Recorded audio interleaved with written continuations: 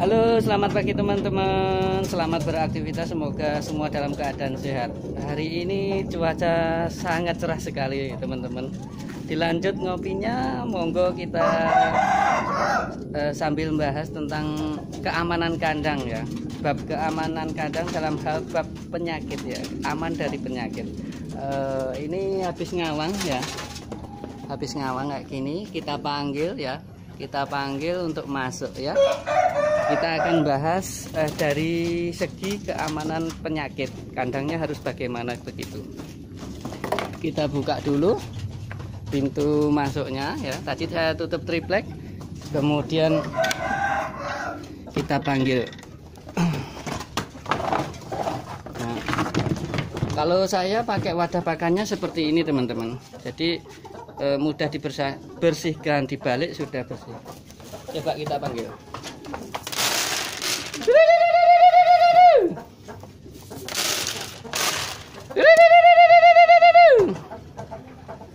Ayo pasukan ngumpul. Pasukan makan. Nah, ini datang teman-teman. Pagi usahakan ngawang pagi ya, habis untuk olahraga maksudnya, biar otot-ototnya enggak kaku. Kalau terlalu sering di kandang nanti ngawangnya terlalu lama dan jauh. Kasihan yang piye-piye muda bisa hilang karena ototnya belum kuat. Tahap pertama yaitu kandang untuk wadah pakan dan minumnya harus bersih ya teman-teman. Nah, ini dibersihkan paling enggak ya, minumnya seminggu sekali wadahnya ini. Yang bawah ini tiap hari digosek kayak gini, digosek kemudian airnya dibuang.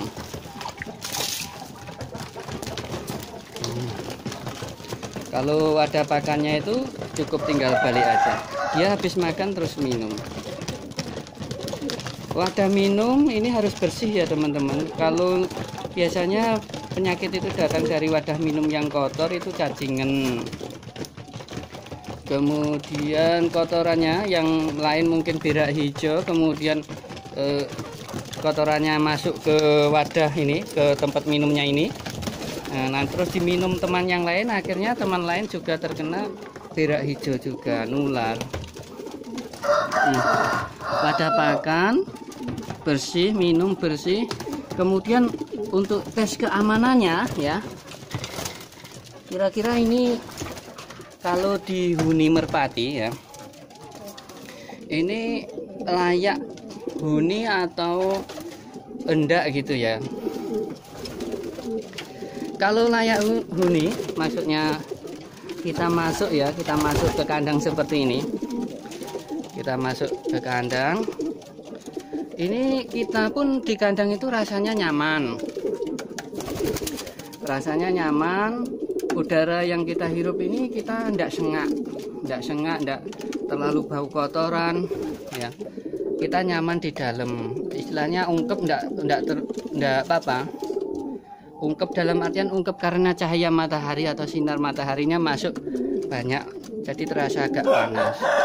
Kalau ungkepnya ungkep dari segi kandang yang rapat, itu ada kemungkinan nanti kotoran kering ya seperti ini, dia kena sayapnya, itu dia terbang mabul atau kotorannya berterbangan, itu akhirnya bisa pilek ya. Dari minuman yang kotor bisa pilek, dari kotoran yang mabul ini dia juga bisa terkena awalnya kayak semacam flu, pilek gitu, kemudian matanya berair yang berubah jadi senot. Akhirnya kalau senot lama agak lama sembuh. Jadi kalau kita di dalamnya nyaman ya, enak gitu, tanpa bau kotoran, itu berarti setidaknya kandangnya nyaman ya, nyaman untuk merpati. Kalau kitanya di dalam juga nyaman ya, kotorannya ini dibersihkan, tidak mabul, nyaman, berarti aman. Peluang munculnya penyakit yaitu dari kotoran yang basah, bau, kemudian menjadi amonia. amoniaknya berpeluang terhadap penyakit apa itu senot. Itu dari pernapasan ya, udara yang terlalu pengap, terus kotoran yang di bawah itu mabul. Ketika dia terbang kan ikut mabul, apa itu bahasanya mabul. Berterbangan ya, merpatinya terbang kena sayapnya, ngepak-ngepak itu, kemudian kotorannya terbang terus kehirup, itu amoniaknya bisa bikin senot teman-teman. Jadi usahakan kandangnya kering dan dibersihkan berkala, seminggu sekali nih untuk landasannya ini. Ini sebaiknya dipanggung seperti ini ya teman-teman. Jadi kotoran langsung jatuh, kotoran yang nempel di panggung dibersihkan seminggu sekali, tidak apa-apa, berkala. Yang penting ventilasi atas, cahaya masuk sehingga kotoran cepat kering. Kalau kotoran kering otomatis bakteri, jamur yang melekat pada kotoran merpati itu tidak segera berkembang berubah jadi penyakit, tapi kepanasan, terkena sinar matahari akhirnya garing lah. Kayak rempeyek itu jadinya. Jadi kalau kita di dalam kandangnya merasa nyaman, ini pun merpatinya otomatis sehat ya. Nah, kotoran ini juga berpengaruh terhadap pilek, kemudian senot, kemudian kalau makanannya kotor berpengaruh kutil ya, minuman kotor, cacingan gitu. Nah, itu berawal dari kandang yang kotor atau kurang rawatan dari rawatan kandang, maka dibersihkan secara berkala. Nah, ini teman-teman, sehat-sehat kan. Kayak gini, ini mulus ya, mulus bulunya mulus seperti ini, burungnya sehat-sehat karena ventilasi udaranya bagus, udaranya ganti, di dalam tidak pengap, lumayan bersih ini.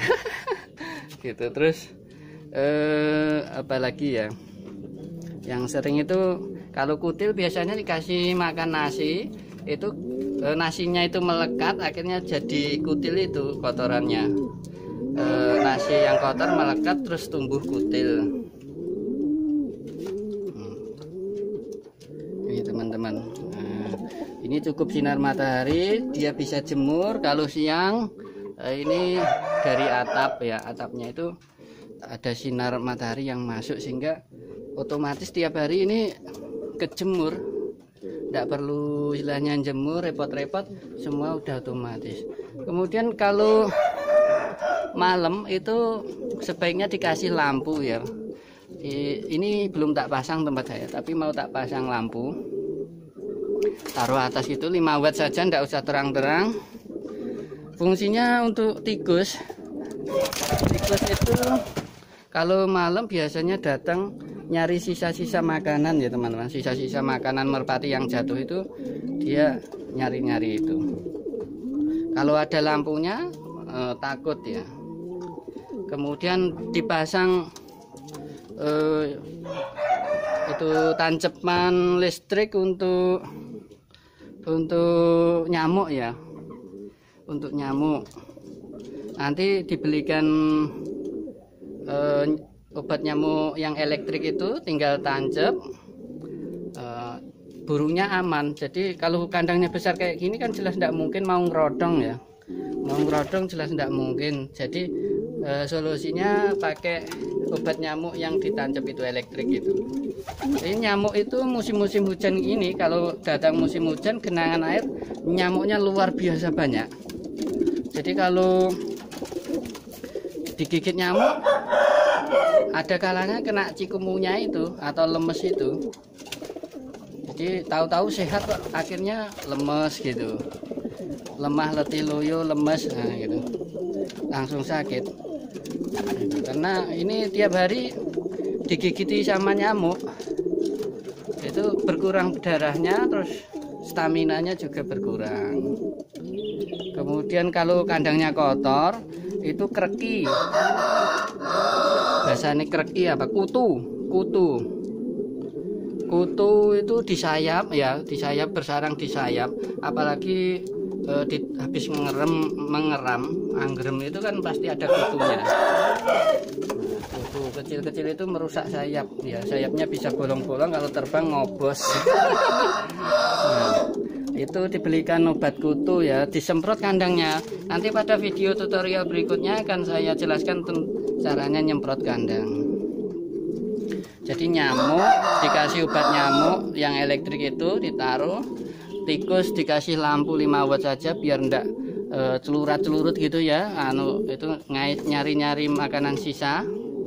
Kemudian kutu disemprot sebulan sekali atau 2 minggu sekali gitu, pakai semprot kutu, atau ditabur aja ndak apa-apa, ada bubuk taburnya. Nanti pada lain waktu akan saya buat tutorial untuk bab kutu ya. Nah, ini sehat-sehat habis makan ya, kita panggil tadi makan. Baik teman-teman, sementara cukup dulu. Terima kasih telah menonton video saya. Jangan lupa like and subscribe teman-teman. Dukung channel saya dengan like and subscribe. Semoga hari ini ya, apa yang kita bahas bisa berguna, bermanfaat. Terima kasih.